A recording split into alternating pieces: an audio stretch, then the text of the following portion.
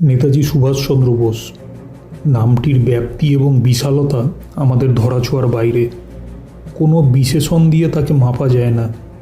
একজন মেধাবী ছাত্র, একজন প্রখ্যাত লেখক, একজন স্বাধীনতা সংগ্রামী, একজন দেশনায়ক, সেনাপ্রধান, বিশ্ব রাজনীতি যার নখদর্পণে। শান্ত চোখ দুটোর দিকে তাকালে কিন্তু তা বোঝা যায় না। দেশমাতৃকার এই সন্তান শতাব্দীতে হয়তো একবারই জন্মায়।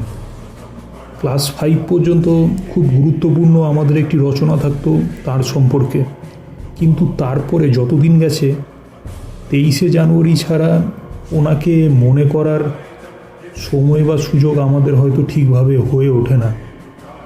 আইসিএস পরীক্ষায় উত্তীর্ণ হয়েও চাকরি থেকে পদত্যাগ, দেশ স্বাধীন করার কর্মযজ্ঞে ঝাঁপিয়ে পড়া, বিশ্বের তাবর তাবর রাষ্ট্রনেতাদের সাথে আলাপ করে তাদের সখ্যতা লাভ, তারপরে একদিন হঠাৎ 18ই আগস্ট 1945 সালে তাইহুকু বিমানবন্দর থেকে তার নিখোঁজ হয়ে যাওয়া, যা আজও রহস্যে মোড়া। শোনা গেছে তার অস্থি ভস্ম রয়েছে জাপানের রেনকোজি মন্দিরে, কিন্তু তা আজও দেশে ফিরিয়ে আনা গেল না। তা আজও রহস্য।